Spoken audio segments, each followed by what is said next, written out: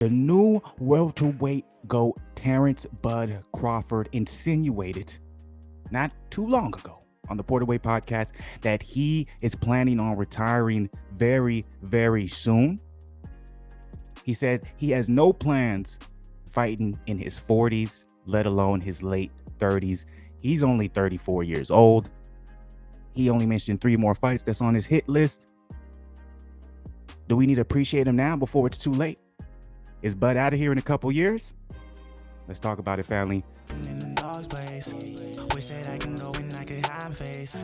Don't know what the fuck lately to really change, but I swear I got money in the bait like I'm folk chase. Someday feel like I could be folk gray.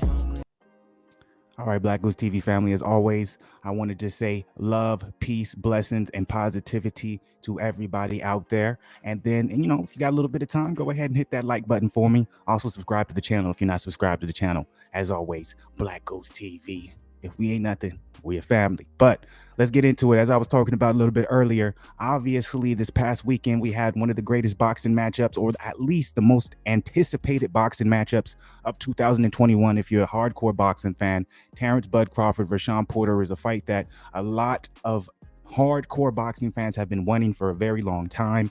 And really it comes down to, the simple fact, in my opinion, that everyone underestimated the greatness of Terence Bud Crawford. And as always, when it comes to boxing, I've talked about this before, we are split up and divided simply because of the promotional aspect. So we tend to become fans more so of promotions than boxers themselves, if that makes sense. That's my opinion. Please don't get hurt by it, but that's just something that I see when I look at the boxing community. We tend to believe better fighters are in certain promotions or organizations simply because of the promoter, but doesn't make sense. If you understand skill, if you understand how to look at the ability of a boxer and break down what they're able to do more so than just being a fan, you'll understand that there's talented boxers under every banner. It doesn't matter the popularity, but see, that's just how I feel about it. That's how I see the game. That's how I watch it. But what am I saying when it comes to this past weekend being probably one of the most anticipated boxing matches when it comes to either hardcore boxing fans, casual boxing fans, and all of the above? Why am I saying this? Well, because Terence Bud Crawford has been whispered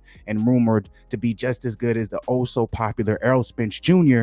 for maybe the last 4 to 5 years now. Obviously, I want to say Terence Crawford is 6-0 since he's moved to 147, all 6 KOs, and I believe he's done that maybe in the last 4 to 5 years. He's been with Bob Arum through this entirety of his time. He also did amazing feats at the 135 division, unified champion at the 140 division before going up to 147. So obviously, Bud Crawford, if you're aware of him, if you know about him, you know how great he is before even stepping into the ring with someone like Shawn Porter and some of the names he took out, in my opinion. But like I said, we as fans sometimes get caught up in banners. As we as fans sometimes get caught up in the aspect of, if they're not with this promotion or if they're not under this promoter, they're not that good. So that's what I see, unfortunately, happen to Bud Crawford. Something similar to Boo Boo Andrade. That's a whole nother episode. But what I think is interesting, after this past weekend, we saw an amazing performance by Terence Crawford.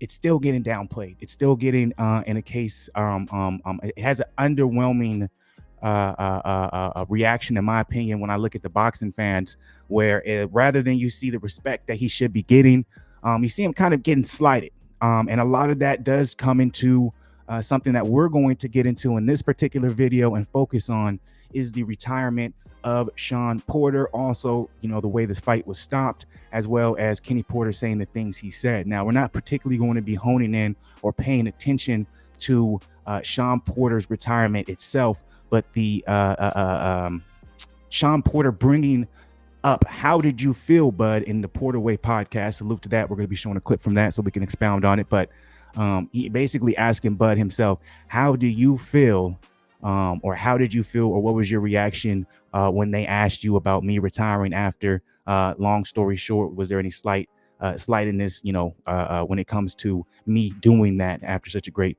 victory? And I thought Bud's response was absolutely immaculate. But it also, if you listen to it and you're a Bud fan, and when I looked at the Porter Way podcast, obviously it's his podcast, so it's going to be majority of his fans. I thought that was actually swept under the rug what Bud Crawford said. And that's something we're going to make the pinpoint focus. But right before we get into it, I do just want to say that was a great fight last weekend. Unfortunately, You know, a lot of people are still questioning who Bud is. A lot of people are still saying because of the, you know, the questionary stoppage by Kenny Porter. But if you watch Bud, that was a great stoppage by Kenny. It shows that a lot of people never seen Bud fight before. They don't know how he finishes people, and he was on his way to that. But either way it goes, it's unfortunate that there's still a lot of criticism toward Bud, and there's a lot of question marks. But him being free from Top Rank now and him going where he needs to go, and also we're going to talk about that too, where he's probably going to end up going, because he also made a very big speculation when it comes to that interview as well. But we're gonna just hop in on into all that good stuff, baby. I'm not gonna keep you guys too long.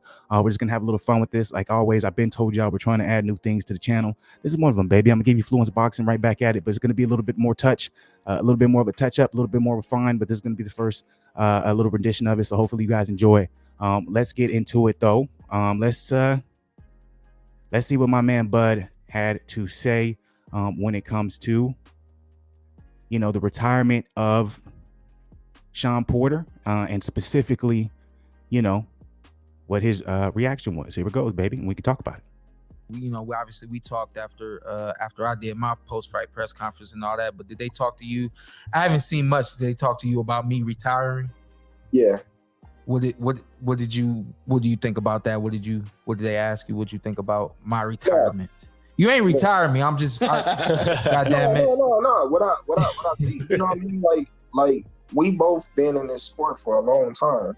Yeah. You know, and when you think about it, you know, that shit hard on the body, especially, you know, I played football before. I wrestled, I played basketball, and you know, these training camps is hard, bro. Like, you know, the weight on your ankles, your knees, your body, it takes a toll. You know, I've been playing sports my whole entire life since I was 7 years old. So I know exactly how you feel. You know, so I just was like, you know, hats off to him, you know. I'm not about to be in a sport, you know, until I'm like 40 or my late 30s either, you know what I mean? So but you still got some work to do. Yeah, I definitely do. So Terence Crawford right there just said, I have no plans to be in this sport until I'm 40 or even my late 30s. Sean Porter then replied, but you still got some work to do. Crawford's like, yes, I do. So Crawford is basically telling us, hey guys, which is unfortunate, you know, because I'm a big Bud fan, so I didn't miss out on nothing. I saw his greatness, but people are going to appreciate Crawford more when he's gone, because he's going to go on to explain what his next 3 fights are and who he wants. And most likely if he names off those 3 fights and he gets those 3 fights, I don't see any reason for him to stay around unless he has some type of resurgence and he feels a revitalization in his body, because you know, the 3 fights he's asking for, seemingly depending on how they go, you know, maybe he can get them within the next 2 years, be able to fight all of them in the next 2 years. And that's him, you know, seemingly at 36 now. And you're talking about going into those late 30s. So it's hard for me to believe that Bud has any plans to stick around after those 3 fights, because essentially if he does beat these 3 fighters that he's going to name, you know, it's going to be hard really to argue, you know, what he's done and who he is as being the best. I think he is in the wrong era. Some people are saying, I've seen captions of Porter being in the wrong era or Earl Spence being in the wrong era, in the sense of, oh, Crawford is the GOAT. I think he's actually in the wrong era of how great Crawford is. He's not going to be able to surpass the vision or the viewpoint of like a Canelo, because he's in Canelo's era right now. Even though they're in different weight classes, he's in Canelo's era. And a lot of people don't understand if there's a torch passing when it comes to boxing and being that GOAT, in that sense of what everyone's going to fawn over and appreciate at that point in time. And before that, it was Floyd, and Floyd passed it over to Canelo by fighting. So that's how it goes. Unfortunately, I think everyone's going to appreciate Crawford after he's gone, especially with the fact a lot of his majority of his time fighting was with Top Rank.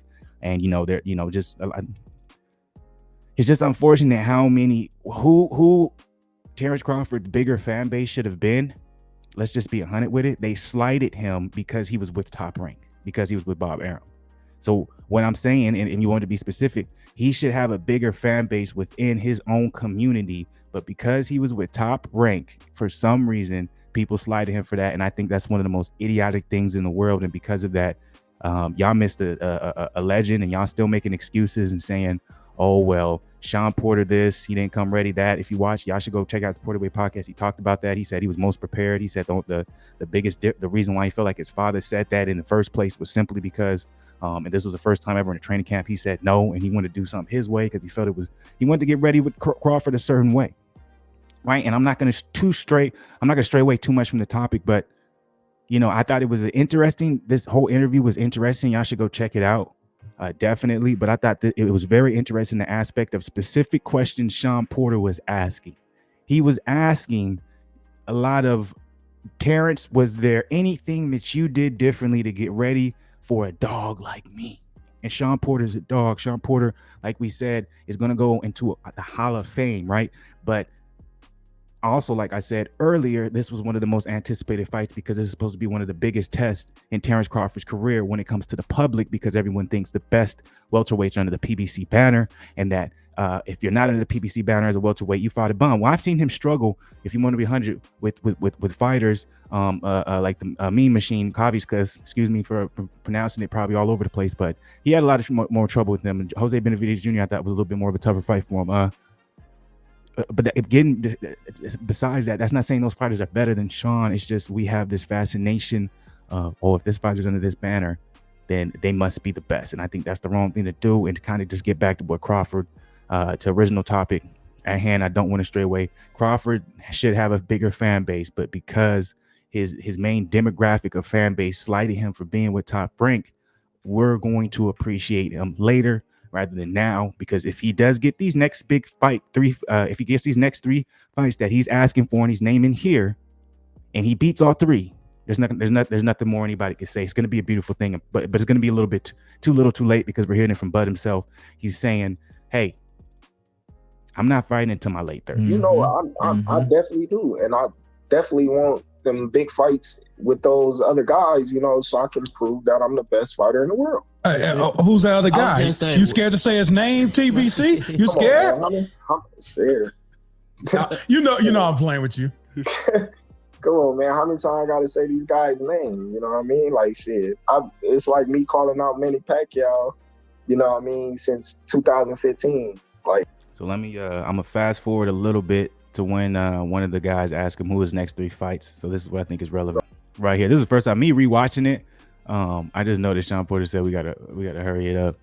I thought this was an interesting interview. You know what I'm saying? I know a lot of people in the comments were saying respect for the 2 people to be able to talk afterwards. I think this was much harder for Sean Porter than it was Crawford. And I thought Sean Porter handled it very well for the position he was. And I thought he asked really good questions. And I think if you're a Bud Crawford fan, you got some insight on what his future is going to probably look like, and that we got to really appreciate him for the next couple of years, because we may not see him again.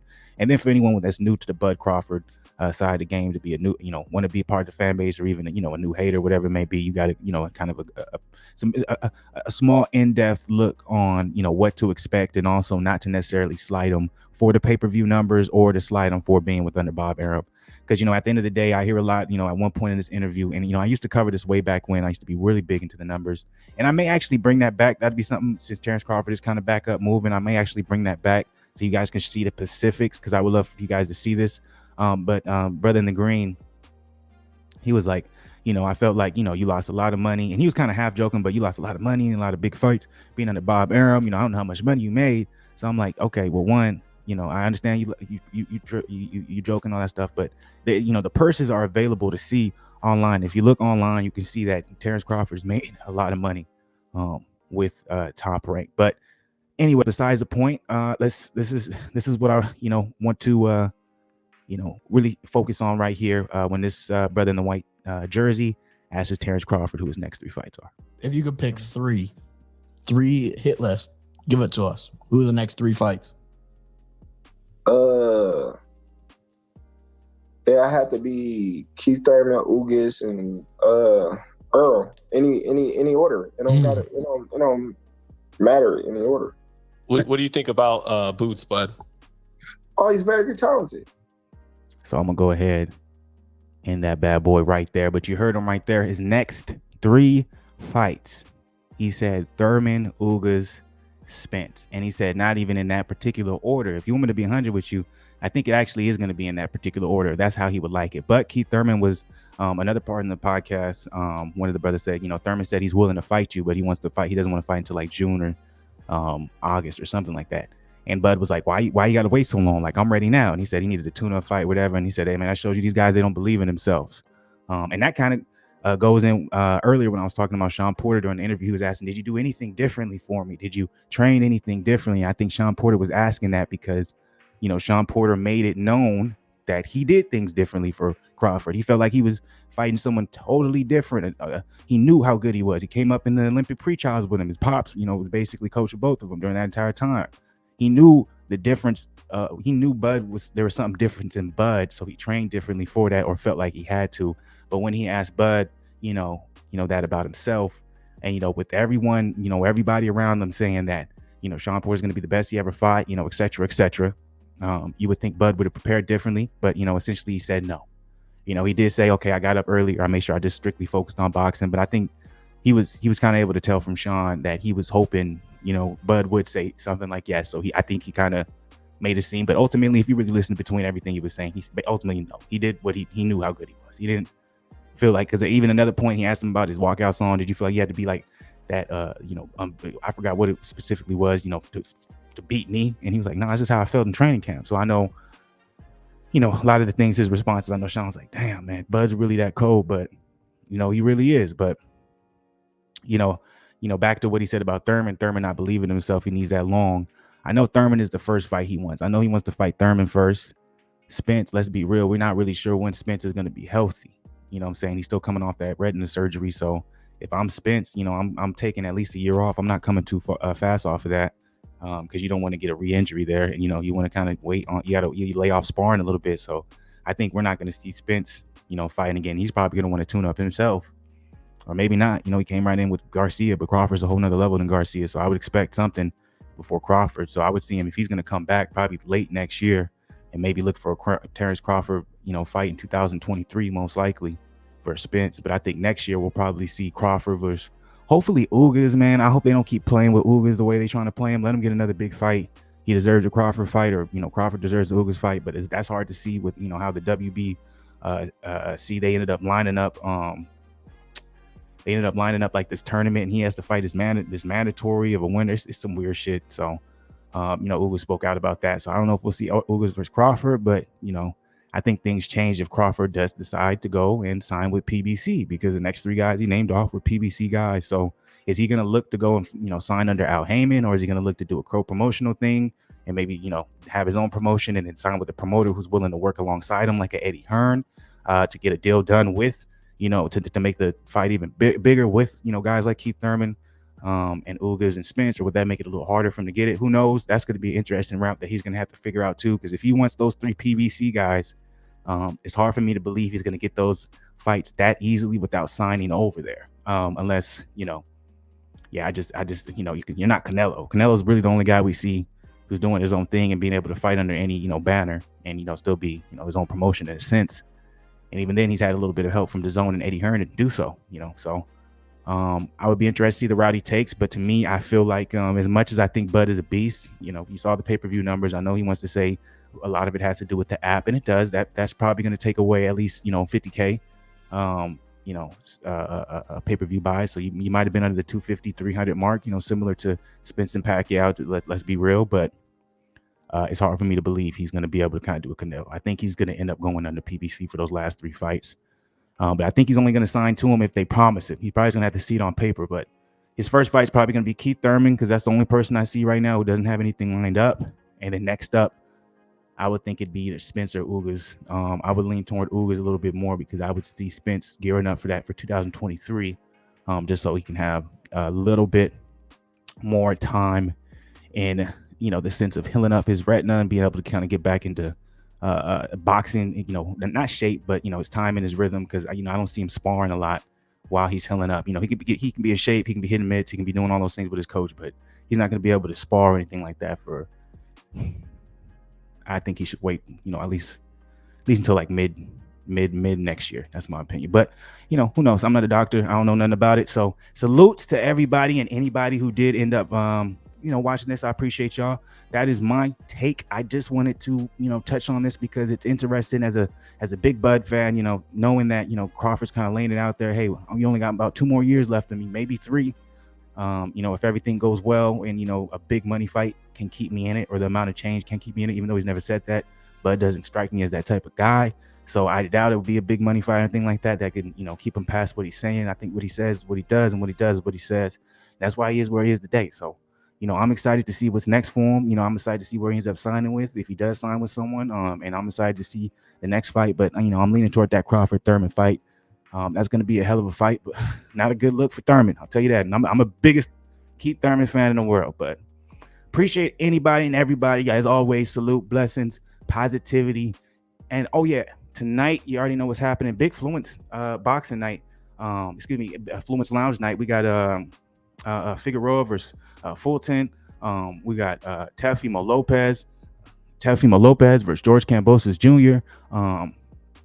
We got and then we got that triad combat sports stuff tonight too. So make sure y'all join me for that. I'm going to be going live for Fluence Lounge for all 3 of those fights. I'll probably be going live around 8 Central. So make sure y'all check out your boy. Okay. So appreciate y'all. I'm getting up out of here. As always, like, subscribe, get a part of this family. Why not? Feel the love. And I'm gonna be back tonight with Fluence Lounge. We finna watch all those fights. So y'all make sure y'all join me. I'm up out of here. Salute, and bless. Wish that I can go and I could hide face. Don't know what the fuck lately to really J, but I swear I got money in the bait like I'm pork chase. Something feel like I